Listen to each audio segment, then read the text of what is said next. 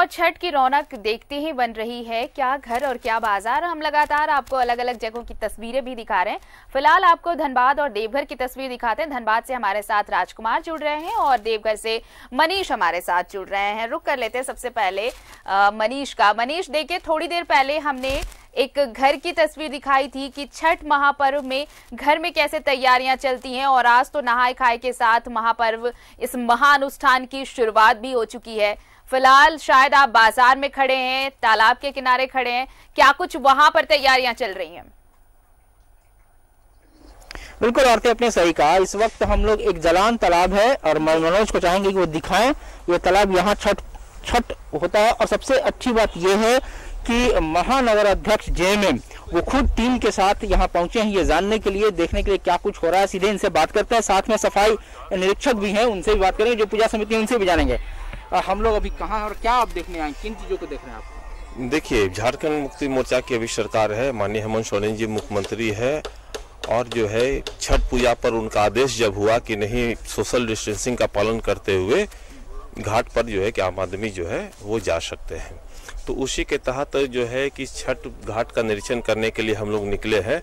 और अभी हम लोग जलान पार्क में है, जहां पर कि शहर के पोश इलाका जिसको कहा जाता है बमपास टाउन, उस इलाके में है। यहाँ पर जो है कि संभ्रांत परिवार के सारे शहर के लोग मैक्सिमम लोग यहाँ पर आते हैं और यहाँ पर ही अर्घ देते हैं। किन बातों को आप देख रहे हैं बारीकियों से, किन चीजों को? देखिए, शुरू में तो असमंजस की स्थिति थी, इसलिए समिति भी जो है कि बहुत स्लोली चली, लेकिन जो माननीय मुख्यमंत्री जी का आदेश हो गया तो उसके बाद यहाँ पर देख रहे हैं बांस बल्ला समुचा जो है गड़ा रहा है, लाइटिंग वगैरह का व्यवस्था हो रही है।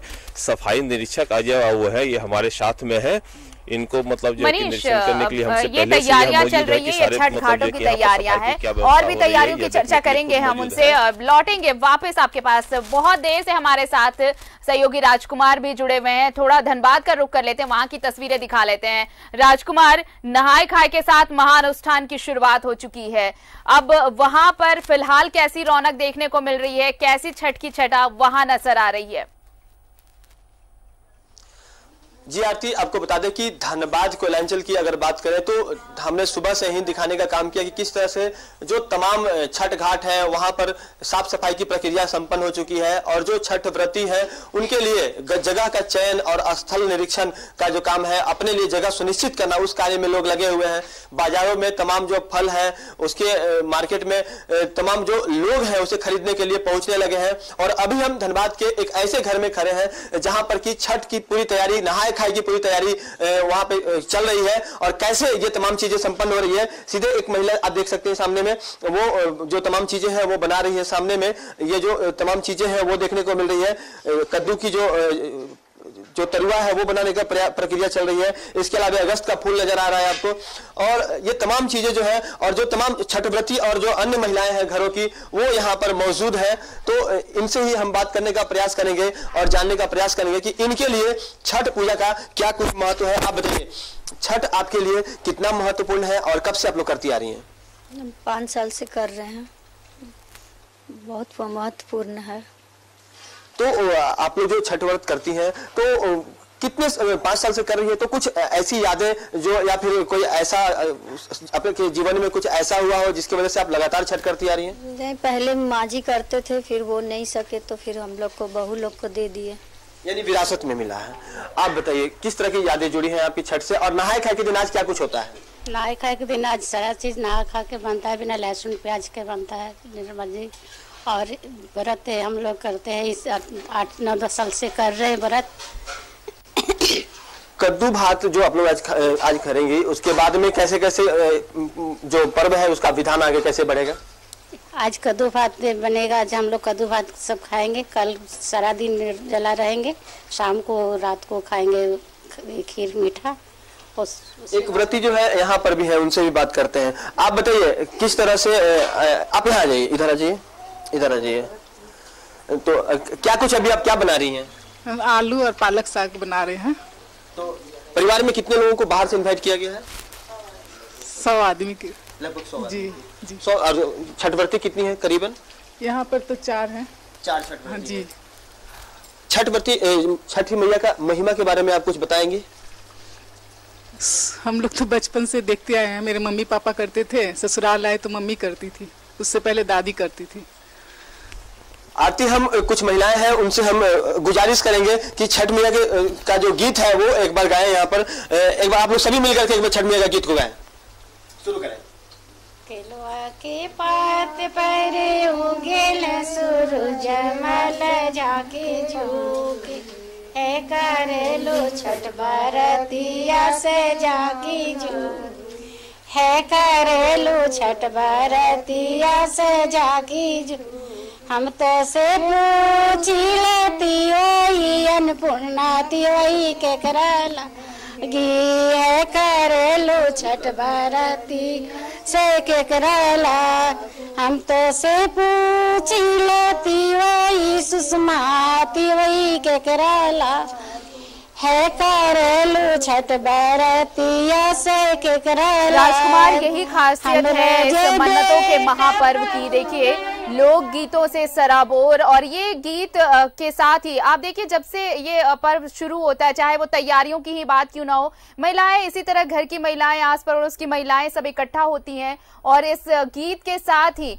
तमाम तैयारियां चलती रहती हैं। लौटेंगे हम आपके पास, हमारे साथ सहयोगी दिल्ली से ऋषिकेश भी जुड़ रहे हैं, उनका रुख कर लेते हैं। ऋषिकेश, देखिए दिल्ली में तो इस बार कोरोना को लेकर काफी हलचल पिछले 2 दिनों में बढ़ गई, बावजूद इसके छठ महापर्व को लेकर उत्साह अपने चरम पर है। घाटों पर तैयारियां भी उसी तरह की गई हैं, लेकिन लोगों से एक अपील जरूर है कि अगर आप घाटों पर पहुंच रहे हैं तो संक्रमण से सुरक्षा के लिए जो गाइडलाइंस है उसको फॉलो जरूर करें।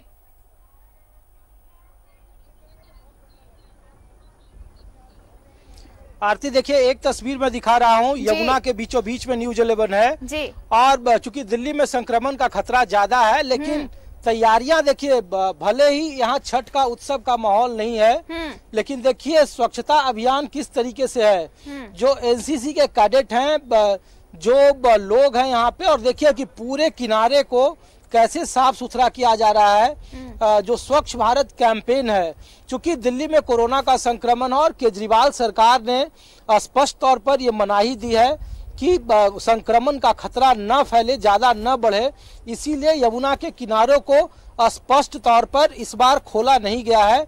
नहीं तो ये पूरा इलाका जो आप देख रहे हैं ये गुलजार हुआ करता था। पूर्वांचली, जो दिल्ली में तकरीबन 40% से ज्यादा की आबादी है, वो इन घाटों पर एक मेला और उत्सव के तौर पर रहा करती थी।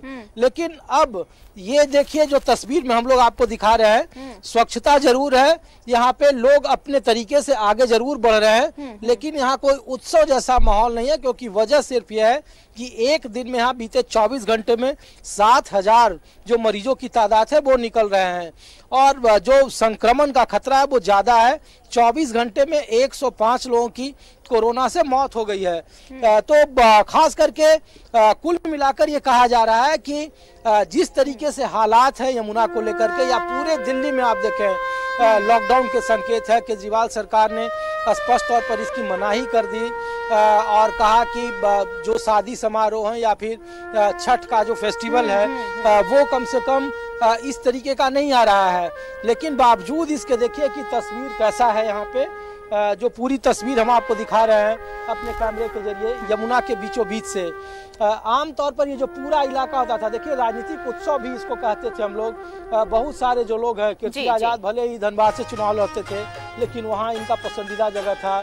मनोज तिवारी थे, वो इनका यहाँ पसंदीदा जगह था। जितने भी झारखंड के हों, बिहार के हों, बनारस के हों, पूर्वांचल के लोग हों, बलिया के हों, सब लोग यहाँ आते थे, क्योंकि प्रकृति पूजन का ये महापर्व है। इसीलिए शायद इसको लोक से जोड़ा गया है, आस्था से जोड़ा गया है, क्योंकि इसमें नदियों की पूजा होती थी, नए फलों की पूजा होती है। और इसके बावजूद ऋषिकेश, ये मन्नतों का महापर्व है, चाहे वो छठ घाटों पर जाकर अनुष्ठान संपन्न हो या फिर इस बार कोरोना काल है तो घरों में ही क्यों ना ये पर्व संपन्न हो, लेकिन बस मन्नत यही माँ से और सूर्य देव से कि जो बड़ी विपदा आई है इस बार विश्व पर, वो विपदा भगवान उस विपदा को हरे, उस संकट से उबारे।